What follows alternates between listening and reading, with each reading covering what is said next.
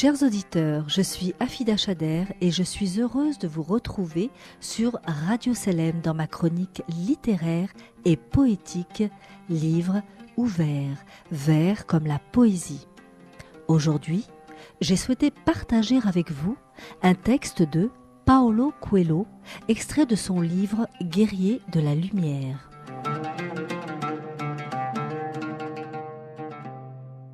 Un voyageur songe à son existence et s'efforce de comprendre son histoire et son cheminement spirituel.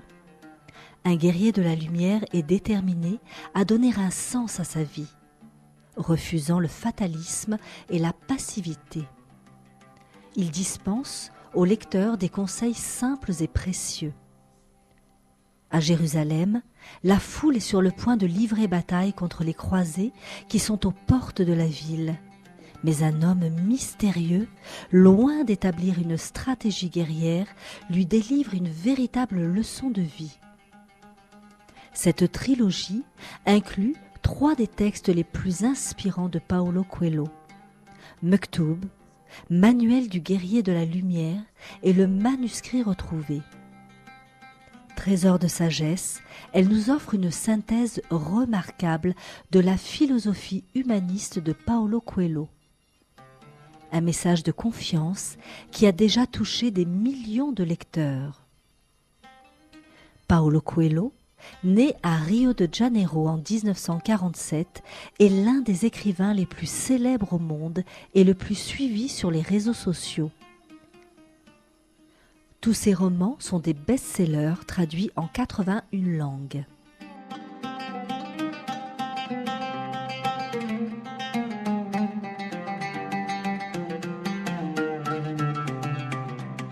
Parle-nous de la solitude, demanda une jeune fille qui était sur le point de se marier avec le fils de l'un des hommes les plus riches de la ville et qui maintenant était obligé de fuir.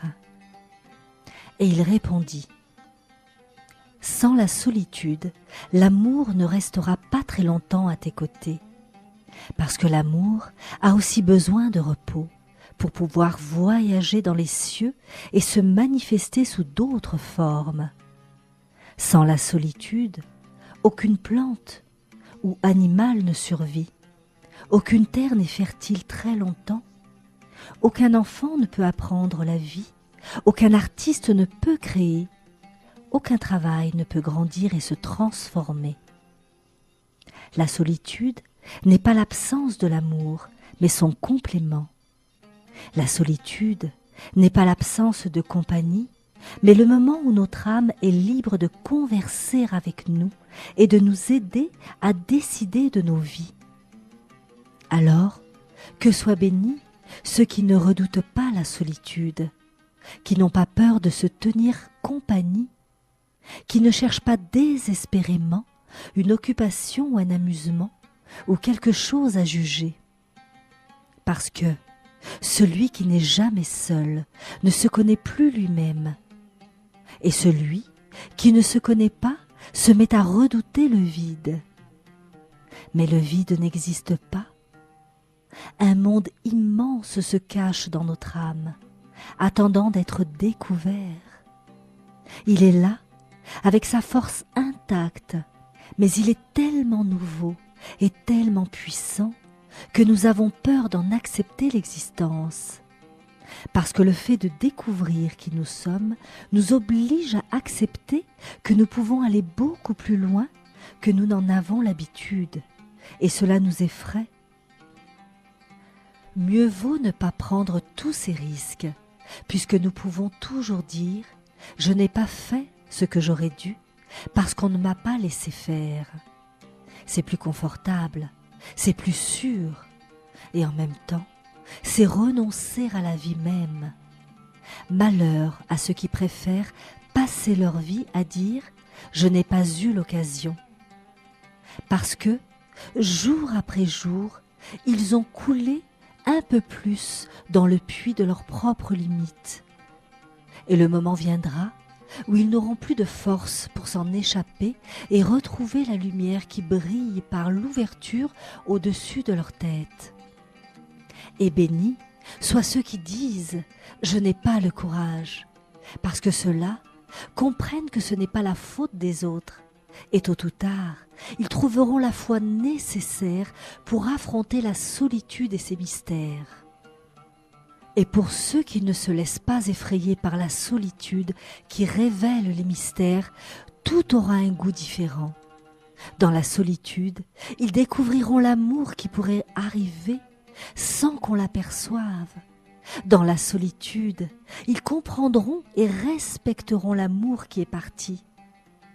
Dans la solitude, ils sauront décider s'il vaut la peine de lui demander de revenir ou s'ils devront permettre à l'un et l'autre de suivre un nouveau chemin. Dans la solitude, ils apprendront que dire non n'est pas toujours un manque de générosité et que dire oui n'est pas toujours une vertu.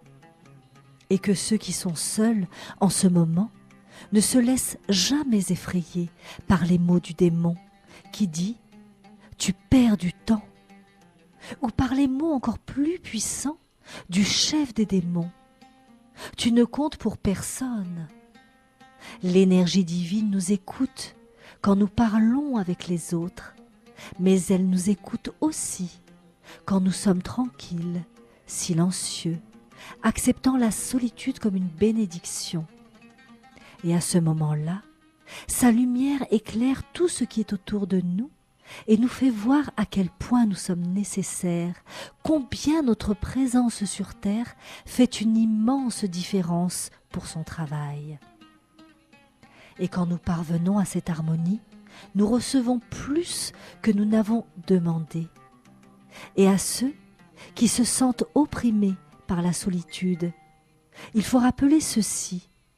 Dans les moments les plus importants de la vie, nous serons toujours seuls. Comme l'enfant sortant du ventre de la mère, quel que soit le nombre de personnes qui sont autour de lui, c'est à lui que revient la décision finale de vivre. Comme l'artiste, devant son œuvre, pour que son travail soit vraiment bon, il doit être tranquille et n'écouter que la langue des anges. Comme nous nous trouverons un jour devant la mort, l'indésirable, nous serons seuls au moment le plus important et le plus redouté de notre existence. Du même que l'amour est la condition divine, la solitude est la condition humaine, et ils vivent tous les deux ensemble, sans conflit, pour ceux qui comprennent le miracle de la vie. Paolo Coelho, le manuscrit retrouvé, extrait de la trilogie Guerrier de la Lumière.